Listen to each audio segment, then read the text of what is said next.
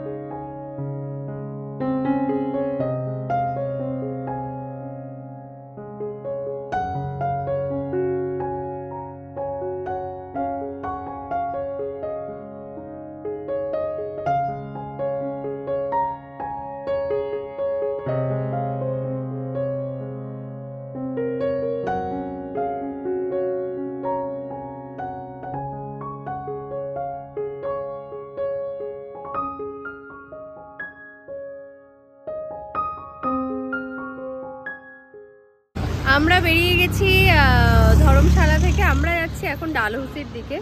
আর ধর্মশালা কিন্তু আমার ভীষণ ভালো লেগেছে, খুবই সুন্দর একটা জায়গা, পাহাড় ঘেরা, আর তার একটা আলাদাই সিনিক বিউটি আছে। তো আমরা এখানে ধর্মশালা থেকে মোটামুটি 10-12 কিলোমিটার চলে এসেছি। এখানে একটা জায়গায় দাঁড়ালাম, একটা ব্রিজের ওপর থেকে।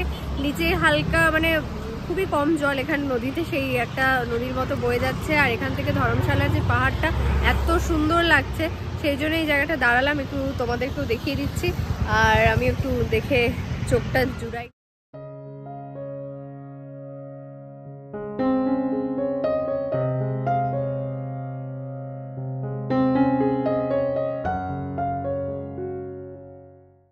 আমরা এখন দাঁড়িয়েছি একটা জায়গায়, চম্বি, যেখানে আমরা দাঁড়িয়েছিলাম ব্রিজের ওপর দাঁড়িয়ে ছবি টবি নিলাম। সেখান থেকে অনেকটা দূরে চলে এসেছি। এখান থেকে ডালহৌসি 90 বা 85 কিলোমিটার এরকম আছে। তো এখানে দাঁড়ালাম একটু চাটা খেতে। এখানে একটা রেস্টুরেন্ট আছে, তার নাম হচ্ছে চেইন ভ্যালি রেস্টুরেন্ট। তার সামনে আমরা দাঁড়িয়ে আছি চাটা খাওয়ার জন্য। এখান থেকেও খুব সুন্দর একটা ভিউ, দু একটা রিল টিল এখানে মানে বানানোই যায়। চলো চাটাই শেষ করি।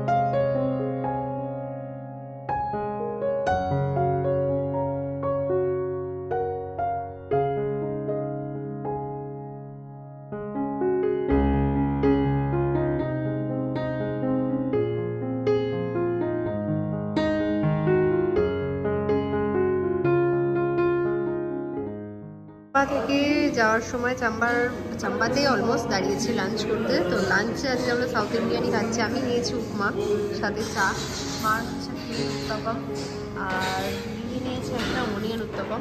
আমরা নিয়েছি ইডলি থেকে, ইডলি বাইরে দিয়ে দেখাচ্ছি আমি। রেস্টুরেন্টের ভেতরটা ইডলি,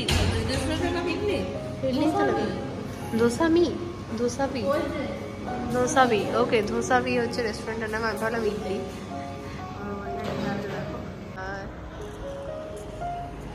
তো এটা দেখো চাম্বা শহর, আর আমরা লাঞ্চ করলাম এখানে ধোসাবিতে।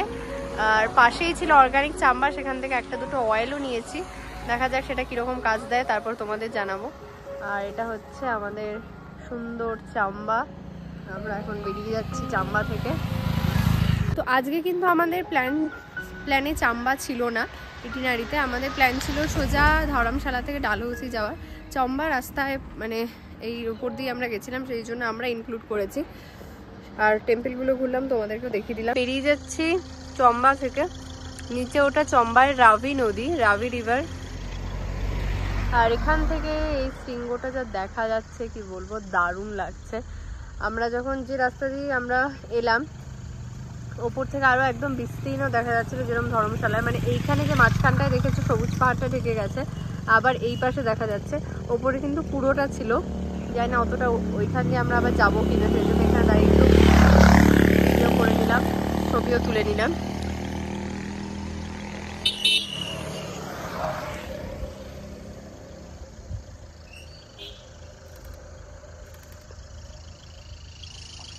এই রাস্তা, এই জায়গা সবটাই খুব সুন্দর লাগছে।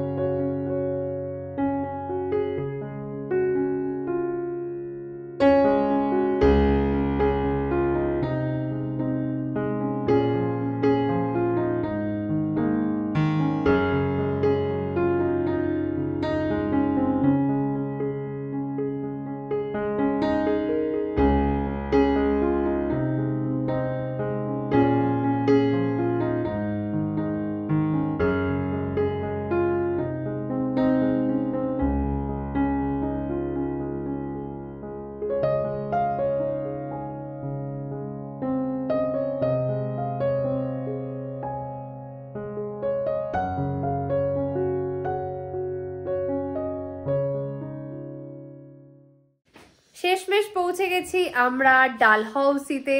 আর ডালহৌসিতে আমাদের যে হোটেলটা সেটার নাম হচ্ছে হোটেল ব্যাস পুষ্পা। এটা একদম মানে প্রপার ডালহৌসিতে নয়, বাণীক্ষেত। ডালহৌসি ঢোকার আগে একটা জায়গা যেখানে মার্কেট এরিয়া আছে, সেই জায়গাটাতে আমাদের হোটেলটা। হোটেলের বাইরে থেকেও খুব সুন্দর। আর আমি দেখিয়ে দিচ্ছি আমাদের হোটেলটার ব্যালকনি, কমন ব্যালকনি সবার জন্য, আর সাথে রুম পুরোটা দেখিয়ে দিচ্ছি। ওয়েট করো একটু। এটা হচ্ছে আমাদের হোটেল, হোটেল ব্যাস পুষ্পা। আমাদের হচ্ছে 4th ফ্লোরে, যাতে একদম সুন্দরভাবে ভিউটা এখানে হালকা দেখা যায় সেই জন্য। এটা হচ্ছে পুরো কমন ব্যালকনি সব রুমের জন্য। আমাদের রুম নাম্বার আমাদের রুম নাম্বার 502। এই যে 502, আর এই যে আমাদের রুম, চলে এসেছি রুমে। আর এটা আমাদের ওয়াশরুম, সবটাই দেখিয়ে দিই। পরে আমি এই হোটেলের সমস্ত ডিটেলস তোমাদের সাথে শেয়ার করছি।